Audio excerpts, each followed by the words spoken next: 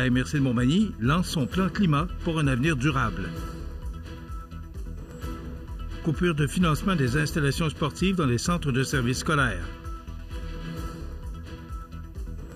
La ville de Montmagny célèbre une augmentation de population en 2024.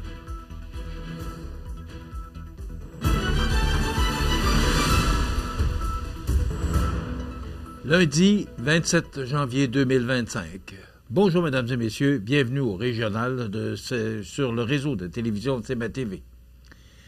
La MRC de Montmagny a dévoilé un ambitieux projet environnemental, l'élaboration d'un plan climat. Ce plan stratégique vise à atténuer les changements, en particulier les émissions de gaz à effet de serre, GES, et à préparer la communauté aux impacts des phénomènes climatiques de plus en plus fréquents. Ce plan climat permettra à la MRC d'évaluer les risques climatiques spécifiques à son territoire, d'identifier les principales sources d'émissions de gaz à effet de serre et de mettre en œuvre des actions concrètes pour relever ces défis. Ce projet repose sur la collaboration entre les citoyens, les acteurs locaux et régionaux. Sous la direction de Céline Héloïse, chargée de projet, et avec l'appui Diane Chartrand de Terre à Terre Solutions écologiques, l'équipe a réalisé un inventaire des émissions et proposera des mesures adaptées. Une série de consultations publiques est également prévue pour intégrer les besoins de la population et sensibiliser à l'importance de cette démarche. Face à des épisodes de chaleur extrême, des inondations et des perturbations des écosystèmes locaux, la MRC de Montmagny prend des mesures pour anticiper ces changements. Le plan climat s'inscrit dans une vision de résilience et de durabilité, mobilisant les ressources locales pour bâtir un avenir plus vert. Ce projet est rendu possible grâce au soutien financier du gouvernement du Québec dans le cadre du programme ATCL, soit Accélérer la transition climatique locale du ministère de l'Environnement, de la lutte contre les changements climatiques, de la faune et des parcs. La MRC de Montmagny invite ses citoyens à participer activement à cette initiative historique. Ensemble, la région peut devenir un modèle de transition écologique pour les générations futures. Le mois dernier, le ministère de l'Éducation annonçait l'élimination du financement destiné aux centres de services scolaires, une décision qui suscite incompréhension et indignation dans le milieu municipal. En effet, les centres de services scolaires mettaient gratuitement à la disposition de la population leurs installations sportives et locaux aux citoyennes et citoyens, aux groupes communautaires ainsi qu'aux camps de joie. Et ces fonds servaient notamment à couvrir les coûts d'entretien liés à cette utilisation après les heures de classe. L'accès aux installations sportives permet à la population de profiter d'activités sportives telles que le badminton, le pickleball ou encore le basketball dans les gymnases scolaires. Or, la coupe annoncée par le gouvernement entraînera désormais une réduction directe des services offerts. Les municipalités devront revoir leurs activités sportives, faute d'accès aux plateaux sportifs en dehors des heures scolaires. Les citoyennes et citoyens risquent ainsi de perdre l'accès à des services essentiels pour leur santé physique et mentale. De plus, cette annonce a été faite après l'adoption des budgets municipaux pour 2025. Par conséquent, les municipalités qui n'ont pas la possibilité de faire de déficit n'ont prévu aucune somme pour compenser les coûts imprévus. Cette situation met en péril la continuité des activités sportives dans plusieurs localités du Québec. Il est important de rappeler que la collaboration entre les municipalités et les centres de services scolaires est réciproque. Les écoles utilisent également des infrastructures municipales comme les parcs, les arénas, les piscines et les bibliothèques pour leurs activités scolaires.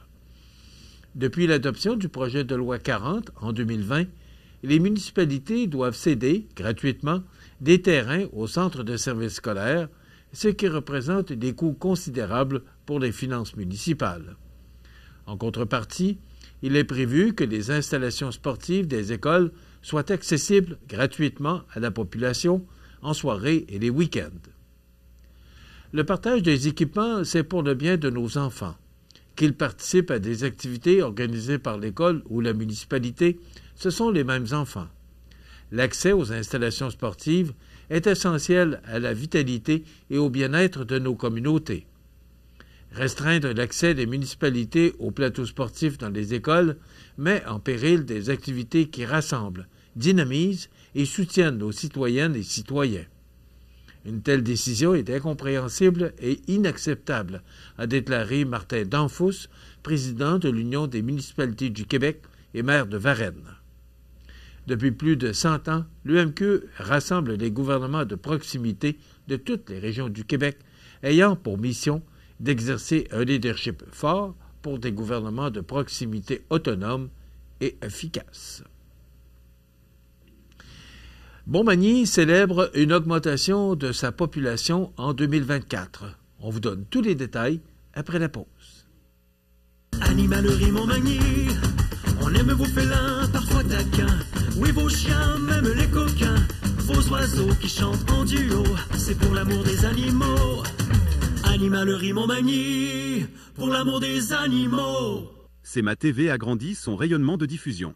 En plus de regarder CEMA TV sur son site web et sur le câble de Cogeco, vous pouvez maintenant capter la programmation de CEMA TV sur le canal numérique 206 ou analogique 14 sur le câble de Saint-Pamphile. CEMA TV, partout pour vous. Faites plaisir à votre Valentine ou Valentin pour le 14 février, fête de la Saint-Valentin. 100 $ en chèque cadeau à gagner chez Carl Poulain le bijoutier et 100 $ en chèque cadeau au nouveau resto-pub Le Cataros, rue Saint-Jean-Baptiste, Montmagny. Pour participer, il suffit de vous inscrire sur le site web de CEMA TV au cematv.ca. Le tirage aura lieu le mardi 11 février dans l'émission Bonjour Côte-du-Sud vers 8h50. Participez nombreux et gâtez l'être cher. Vous regardez CEMA TV, le réseau de l'information sur la Côte-du-Sud. La ville de Montmagny se réjouit d'une excellente nouvelle sur le plan démographique.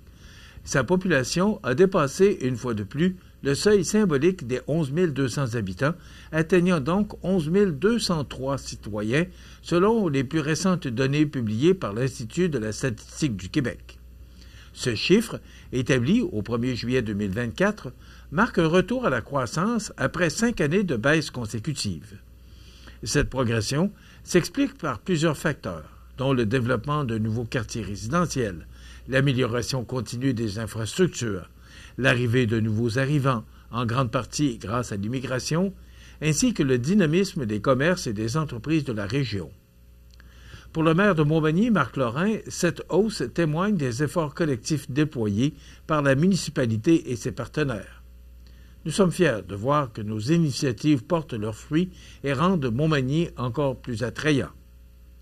Malgré cette avancée, les projections à long terme de l'Institut de la statistique du Québec prévoient une baisse possible de la population de 4,2 % entre 2025 et 2041.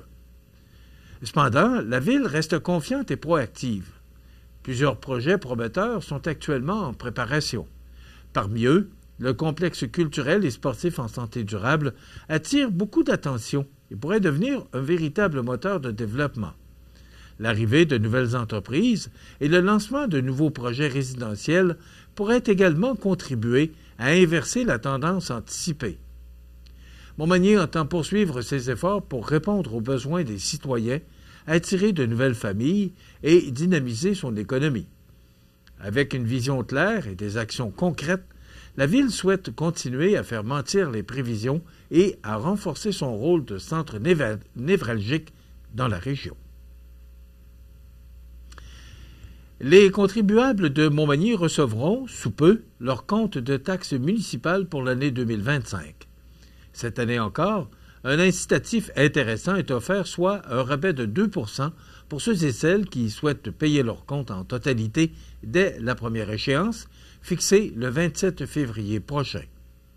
Cependant, ce rabais n'est pas inscrit sur l'avis de taxation de la Ville. Pour bénéficier de cette économie, la Ville de Montmagny invite les citoyens intéressés à la contacter directement pour connaître le montant exact du rabais. Par ailleurs, pour les contribuables qui préfèrent répartir leur paiement, plusieurs échéances sont prévues, soit les 27 février, 1er mai, 28 août et 30 octobre 2025. Une variété de méthodes de paiement est également mise à leur disposition.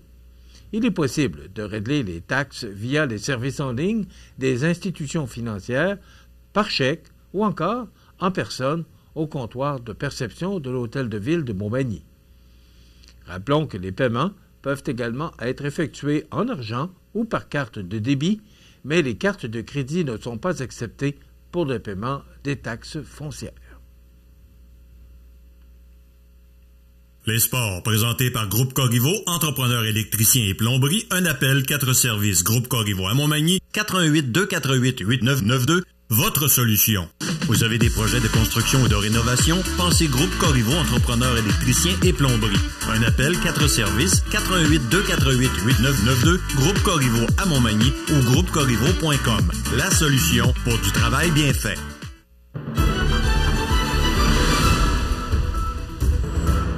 Au sport, voici le résultat des matchs disputés par l'Everest de la Côte-du-Sud et le Caron Industrie au cours de la dernière fin de semaine.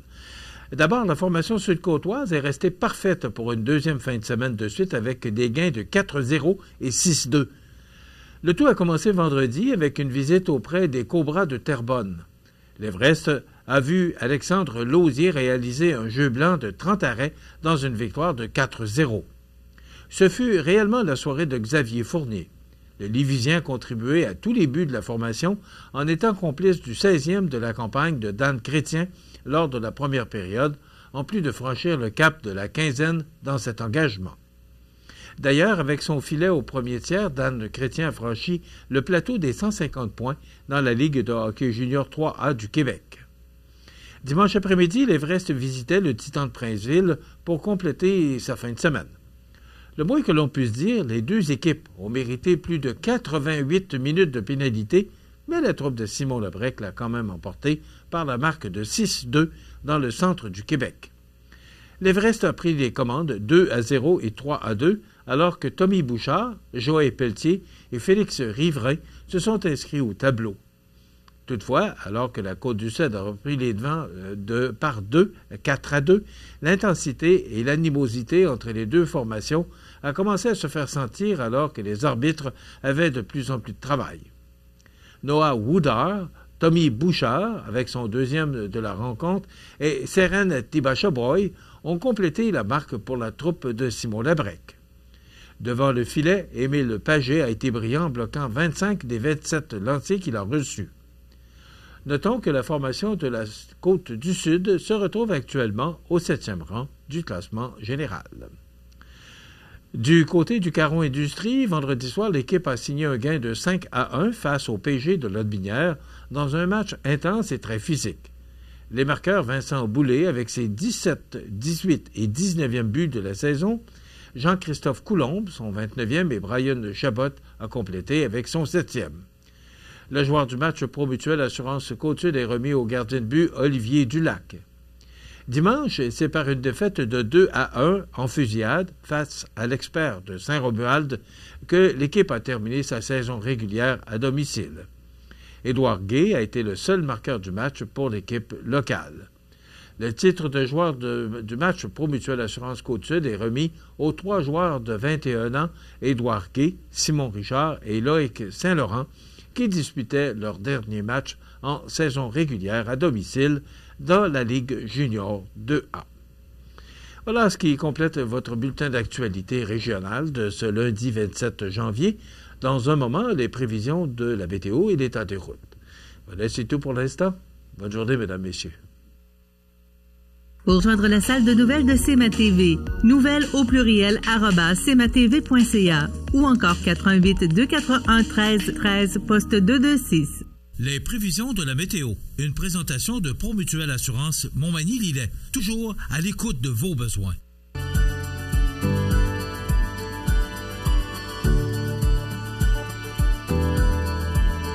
Besoin d'assurance? Pro Mutuelle Assurance. 418-248-7940. La la la la la la la.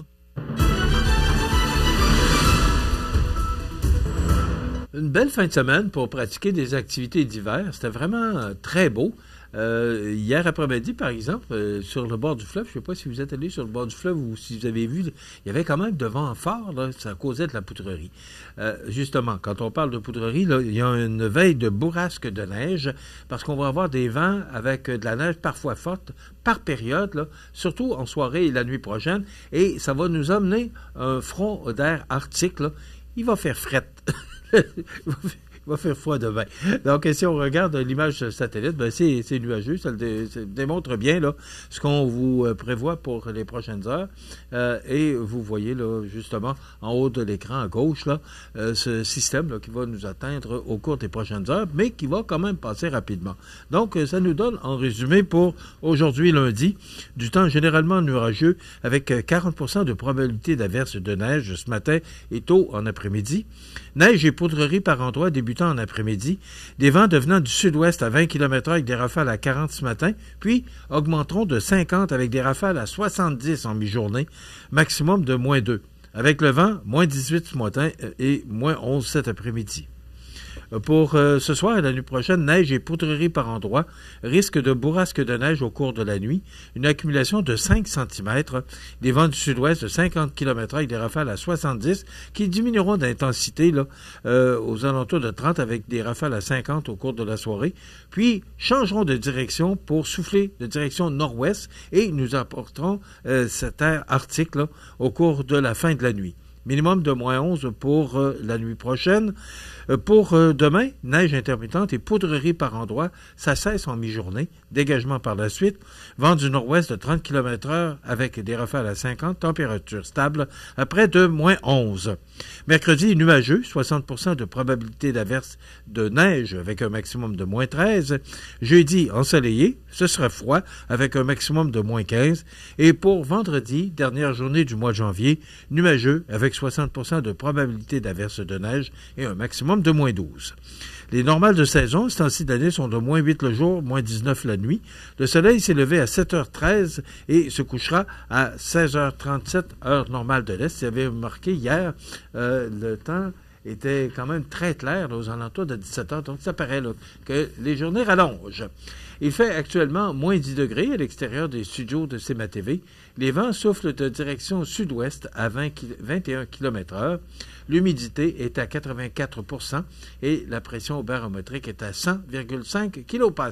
Voilà, ça complète les prévisions de la météo. Donc, ce soir, la nuit prochaine, demain matin, ce sera venteux et de la neige. Donc, ça pourrait causer de la poudrerie à certains endroits.